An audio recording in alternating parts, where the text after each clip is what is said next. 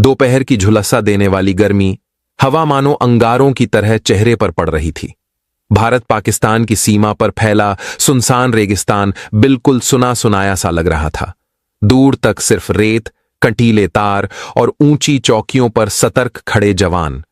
ऐसे माहौल में कोई भी हल्की सी हलचल भी दिल की धड़कन बढ़ा देती है।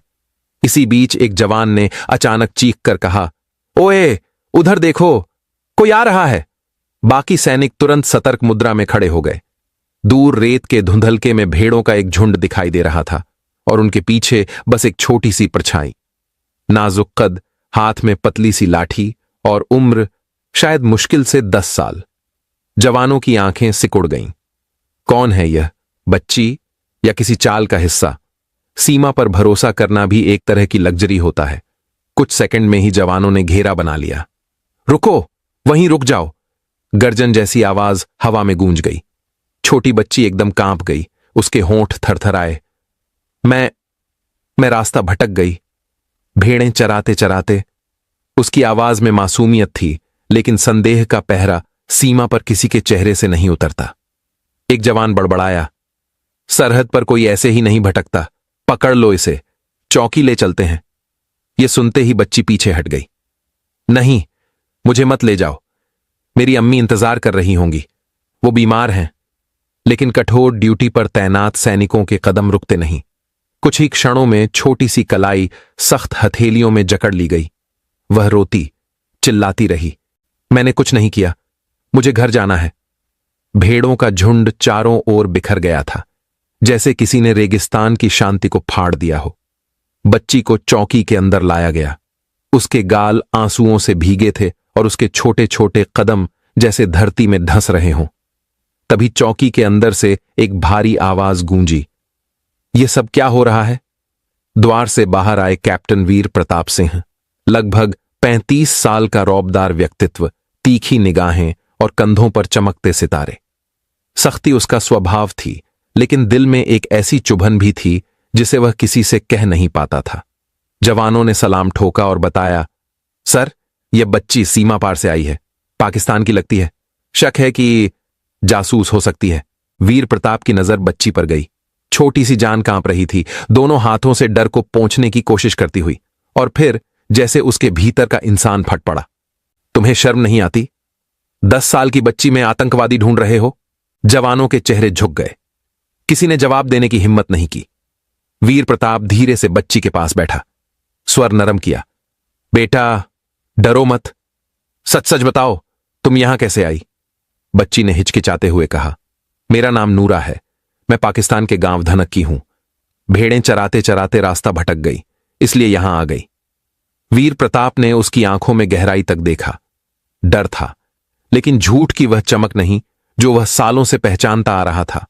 और उसी पल उसे समझ आ गया, यह बच्ची अपराधी नहीं, बस किस्मत की मारी एक मासूम थी। वीर प्रताप ने नूरा की पीठ पर हल्के से हाथ रखा, जैसे किसी डरे हुए परिंदे को शांत किया जाता है। डरना मत, कुछ नहीं होगा तुम्हें, हम तुम्हें सुरक्षित घर वापस भेजेंगे। नूरा की आंखों से आंसू लगातार बह रहे थे, लेकिन वीर प्रताप की आवाज में जो भरोसा था, उसने उसके भीतर की घबराहट को थोड़ा कम कर दिया। फिर वीर प्रताप ने जवानों की तरफ मुड़कर आदेश दिया, ध्यान रहे, इस बच्ची पर कोई हाथ नहीं उठाएगा, इसे आराम करने दो, पानी लाओ। एक जवान हिचकिचाया, लेकिन सर, ऊपर से आदेश। वीर प्रताप की आवाज गरज उठी, यहां आदेश मैं दूंगा, और सुन लो, ये बच्ची है, दुश्मन नहीं। पूरी चौकी पर एक पल में सन्नाटा छा गया। जवान सिर झुकाकर खड़े रह गए। नूरा को एक छोटे से कमरे में बैठाया गया। एक जवान पानी लेकर आया। वह गिलास उठाते हुए कांप रही थी, पर फिर भी धीरे से घूंट घूंट कर पी गई। छोटा सा कमरा, कोने में बैठी एक 10 साल की बच्ची, आधा भरा गिलास, भीगी पलकें, और वो घबराई हुई बैठी रही। बाहर चौकी पर जवान धीमे स्वर में बातें कर रहे थे। पता नहीं सच बोल रही है या किसी चाल का हिस्सा है। हां, पाकिस्तान वाले कुछ भी कर सकते हैं, लेकिन इतनी मासूम लगती है, क्या वो झूठ बोल सकती है? वीर प्रताप यह सब दूर से सुन रहा था। उसके भीतर भी एक अलग तरह की जंग चल रही थी। कर्तव्य बनाम इंसानियत, और अक्सर ये दोनों एक ही समय पर सही नहीं हो सकते। नूरा की दुनिया, जिसे कोई देख नहीं पा रहा था, वीर प्रताप की निगाहें अचानक शून्य में खो गईं और उसके दिमाग में एक दृश्य उभरा। पाकिस्तान की तरफ एक छोटा सा गांव, मिट्टी के घर, टूटी चारपाइयां, धूल से भरी गलियां। उसी गांव में नूरा का घर। दरवाजे पर बैठी उसकी बीमार अम्मी, जिनके चेहरे पर थकान की गहरी लकीरें थीं। चूल्हे पर उबल रही थी सिर्फ दाल का पतला पानी, क्योंकि घर में इतना ही था। और तभी नन्ही नूरा दौड़ती हुई आती है। अम्मी, आज भेड़ों को दूर ले गई थी, खूब घास मिली, सबने पेट भर कर खाया। अम्मी मुस्कुराती हैं, फिर धीरे से खांस पड़ती हैं। बेटी, तू इतनी छोटी और फिर भी घर संभालती है। नूरा हंसकर कहती है, अम्मी, आपको काम करने की जरूरत नहीं, मैं हूं ना। लेकिन उसकी आंखों में छुपा डर बता देता था कि उसे भी पता है, घर की हालत ऐसी नहीं कि बचपन उसे मिल सके। उसका पिता दिन भर मजदूरी करता था, कभी खाना मिलता, कभी रात भूख में कटती थी। नूरा अक्सर सोचती, काश ये भेड़ें बड़े होकर घर की हालत बदल दें। उसके सपने छोटे थे, लेकिन उम्मीद बड़ी थी। वापस चौकी पर एक जवान खाना लेकर आया, थाली में रोटी और दाल। नूरा डर कर पीछे हटी। जवान हल्के से हंसा, अरे, खाने से क्यों डर रही हो, हमारी ही रोटी है, खा लो। वह थाली रखकर बाहर चला गया। कुछ देर बाद नूरा ने कांपते हाथों से रोटी उठाई, छोटे छोटे निवाले लेकर खाने लगी, और हर निवाले के साथ उसकी आंखें और भरती चली गईं। बाहर चौकी पर दो जवान बातें कर रहे थे।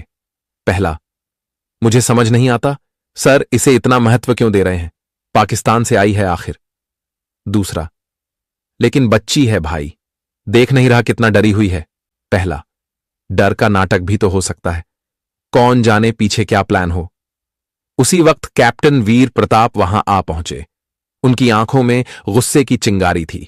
मैंने कहा था, बच्ची है ये, इससे आगे कुछ बोलने की जरूरत नहीं। जवान तुरंत चुप हो गए। रात का सन्नाटा, लेकिन कुछ दिलों में तूफान रात गहरी हो चुकी थी। नूरा कमरे के कोने में सिमट कर लेटी थी, लेकिन नींद उसे छू भी नहीं रही थी। हर बार आंखें बंद होती, अम्मी का चेहरा सामने आ जाता, बेटी देर मत करना, जल्दी घर लौट आना। वह डर कर झट से आंखें खोल देती। दूसरे कमरे में कैप्टन वीर प्रताप नक्शा फैलाकर बैठे थे, पर उनकी नजर नक्शे पर नहीं थी। वह सिर्फ नूरा के बारे में सोच रहे थे, क्योंकि उस बच्ची को देख उन्हें अपनी छोटी बहन याद आ गई थी। वह बहन जो सालों पहले खेलते खेलते इसी सरहद को पार कर गई थी और पाकिस्तान से कभी वापस नहीं आई। वीर प्रताप ने मुट्ठी कस ली। काश मैं उसे रोक पाता। आज जब उन्होंने नूरा को देखा तो ऐसा लगा जैसे किसी ने पुराने जख्म पर हल्का सा मरहम रख दिया हो। एक सैनिक के भीतर जो दर्द दफन था, यह मासूम बच्ची अनजाने में उसे फिर से इंसान बना रही थी। सुबह की पहली ठंडी हवा का झोंका सरहद की चौकी पर पसरा तनाव कुछ देर के लिए हल्का कर देता है। जवान चाय के घूंट लेते हुए अपनी थकान मिटा रहे थे, तभी कमरे का दरवाजा धीरे धीरे खुला। छोटी सी नूरा बाहर आई। आंखों के कोनों में रात की बेचैनी अब भी छिपी थी, लेकिन उसके कदम पहले से कम कांप रहे थे। एक जवान ने मुस्कुराते हुए उसकी ओर हाथ बढ़ाया। लो, ये बिस्कुट खा लो। नूरा ने पहले झिझक कर देखा, फिर धीरे धीरे हाथ आगे बढ़ाया। जैसे ही उसने बिस्कुट पकड़ा, उसके चेहरे पर हल्की सी मुस्कान तैर गई, बहुत हल्की लेकिन सच्ची। दूर खड़े वीर प्रताप ने यह सब देखा और अनजाने में उनकी आंखों में भी नरमी उतर आई। बच्ची का डर मिटा नहीं था, पर उसकी मासूम मुस्कान किसी कठोर पत्थर को भी मुलायम कर सकती थी।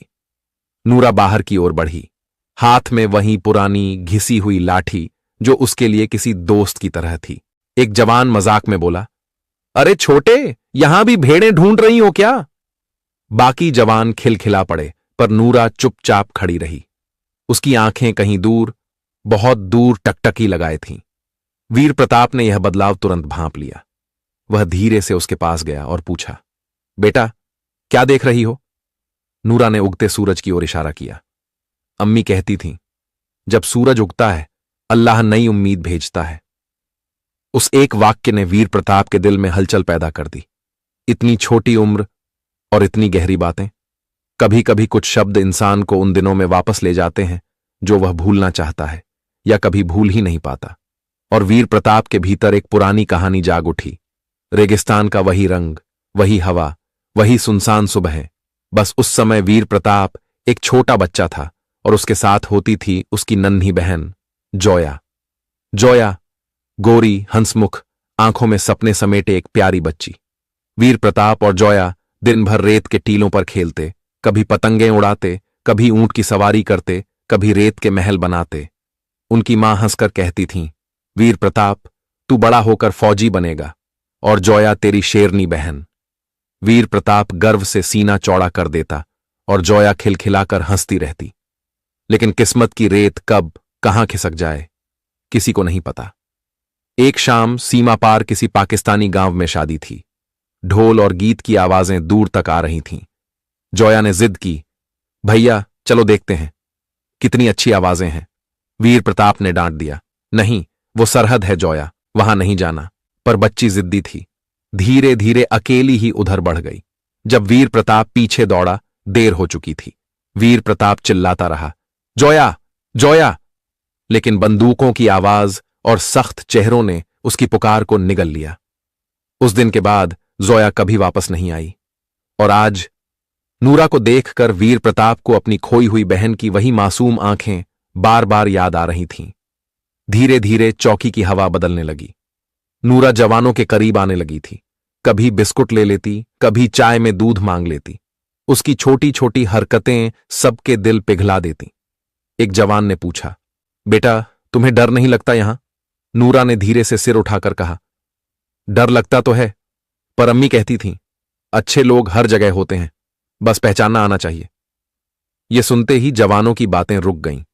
उनकी आंखों में एक ऐसा सन्नाटा छा गया जिसमें सिर्फ मासूमियत बोल रही थी।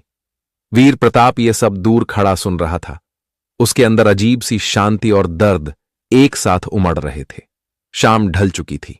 वीर प्रताप अकेला चौकी की छत पर बैठा खाली आकाश देख रहा था। तभी नूरा धीरे से उसके पास आई और उसके पास बैठ गई।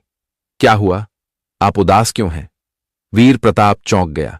मुस्कान छुपाते हुए बोला, कुछ नहीं बेटा, बस पुराने दिनों की याद आ गई। नूरा ने उत्सुकता से पूछा, आपकी भी अम्मी है? वीर प्रताप का गला भर आया। हां, थी, और एक छोटी बहन भी। नूरा तुरंत बोली, आपकी बहन कहां है? वीर प्रताप ने आसमान की ओर देखा, गहरी सांस ली। कहीं इसी सरहद के उस पार। नूरा चुप हो गई। उसकी आंखों में असंख्य सवाल तैर रहे थे, पर वह कुछ नहीं बोली। बस धीरे से वीर प्रताप का हाथ थाम लिया। वीर प्रताप की आंखें भर आईं, पर उसने खुद को संभाल लिया। फिर वह झुककर नूरा के सामने बैठा और कहा, बेटा अब तुम्हें डरने की कोई जरूरत नहीं है। यहां कोई तुम्हें नुकसान नहीं पहुंचाएगा। और उस पल दो टूटे दिलों का दर्द एक दूसरे के लिए ढाल बन गया। नूरा ने डर के मारे कांपते हुए दोनों हाथ जोड़ दिए। उसकी सूखी आंखों में आखिरी उम्मीद की चमक थी। मुझे बस मेरी अम्मी के पास भेज दो, वो मेरा इंतजार कर रही होंगी। उसकी ये एक पंक्ति जैसे चौकी की सख्त हवा को नरम कर गई। जवानों की आंखों से भी संदेह का रंग हल्का पड़ने लगा, पर तभी रेडियो अचानक चरमराया, कैप्टन वीर प्रताप तुरंत मुख्यालय रिपोर्ट करें। संदेश छोटा था, लेकिन उसमें छिपा दबाव वीर प्रताप साफ समझ गए। नूरा का भविष्य अब सिर्फ उनके हाथ में नहीं रहा था। वो झुककर बोले, डरना मत, मैं तुम्हें अकेला नहीं छोड़ूंगा। लेकिन अंदर ही अंदर वह खुद जानता था, अब मामला उलझने वाला था। मुख्यालय पहुंचते ही एक वरिष्ठ अफसर ने बेहद सख्त आवाज में कहा, कैप्टन, सीमा पर मिली बच्ची कोई मामूली बात नहीं, ये जासूसी का हिस्सा भी हो सकती है। इसे तुरंत इंटेरोगेशन यूनिट को सौंप दो। वीर प्रताप के कदम ठिठक गए। सख्त वर्दी के बावजूद दिल की धड़कन इंसानियत की तरफ खिंचने लगी। उन्होंने धीरे से कहा, सर, वो सिर्फ एक बच्ची है, 10 साल की। हम उसे शक से नहीं, इंसानियत से भी देख सकते हैं। कमरे में एकदम सन्नाटा छा गया। वरिष्ठ अफसर की मुट्ठी टेबल पर पड़ी। कैप्टन, ड्यूटी देश से होती है, दया से नहीं। सरहद पर नरमी कमजोरी बन जाती है। वीर प्रताप की पलकों के किनारे भारी हो गए। मन ही मन वह सोच रहे थे, क्या सच में वर्दी पहनकर इंसान रहना भूल जाना पड़ता है? क्या मेरी छोटी बहन भी कभी ऐसे ही शक का शिकार हो सकती थी? उसी वक्त बाहर से एक चीखती हुई आवाज आई, मुझे अम्मी के पास जाना है, मुझे घर जाना है। नूरा की यह पुकार जैसे किसी ने उनके दिल में छुरा घोंप दिया हो। वीर प्रताप बाहर निकले। नूरा चौकी के कोने में बैठी थी। दोनों हाथों से आंसू पोंछती हुई। हर बार उसकी यही आवाज, मुझे घर जाना है, मुझे अम्मी के पास जाना है। वीर प्रताप का दिल जवाब देने लगा, अगर यह मेरी बहन होती क्या मैं इसे भी यूं ही छोड़ देता? तभी अधिकारी ने अंतिम आदेश सुनाया, बच्ची को पाकिस्तान की सेना के हवाले कर दो। ये आदेश है कैप्टन वीर प्रताप। तुरंत कमरे का माहौल ठंडा पड़ गया। वीर प्रताप ने धीरे से गहरी सांस ली और खड़े हो गए। सर, मैं फौजी हूं, ड्यूटी मेरा फर्ज है, लेकिन मैं इंसान भी हूं। इंसानियत मेरी आत्मा का फर्ज है। यह बच्ची दुश्मन नहीं, सिर्फ अपनी मां की गोद में लौटना चाहती है। कुछ पल की चुप्पी के बाद वरिष्ठ अधिकारी बोले, ठीक है कैप्टन, तुम्हारी इंसानियत को एक मौका देते हैं। बच्ची को सरहद तक छोड़ आओ, लेकिन अगर कुछ भी गलत हुआ जिम्मेदारी सिर्फ तुम्हारी होगी। वीर प्रताप की आंखों में पहली बार राहत की नमी उतरी। शाम ढल रही थी। कंटीले तारों के दोनों ओर जवान, बंदूकें और चुप्पी का पहरा। वीर प्रताप ने नूरा का हाथ थामा। वो धीरे से बोली, आप मुझे सच में अम्मी के पास छोड़ देंगे? वीर प्रताप मुस्कुराए, झुककर बोले, हां बेटा, अब तुम कभी अकेली नहीं होगी। धीरे धीरे दोनों सरहद की रेखा तक पहुंचे। पाकिस्तान की तरफ से भी अफसर खड़े थे। औपचारिक बातें हुईं, दस्तावेज देखे गए। नूरा की आंखें उम्मीद से चमक रही थीं, और फिर जैसे ही उसने पाकिस्तान की जमीन पर पहला कदम रखा, दूर से उसकी मां चीखती हुई भागी, नूरा! अगले ही पल मां बेटी एक दूसरे से लिपट कर रो पड़ी। वो दृश्य इतना सच्चा था कि कई भारतीय जवानों की आंखें भी भर आईं। नूरा ने जाते जाते मुड़कर वीर प्रताप को देखा, आवाज धीमी पर दर्द से भरी, अल्लाह आपको खुश रखे अंकल, आप मेरे लिए फरिश्ते हो। वीर प्रताप ने बिना कुछ कहे सलाम ठोक दिया। उसकी आंखें भीगी थीं, पर दिल हल्का था। उस दिन वीर प्रताप ने समझा, सरहदें देशों को बांट सकती हैं, लेकिन इंसानियत दिलों को जोड़ने का काम करती है।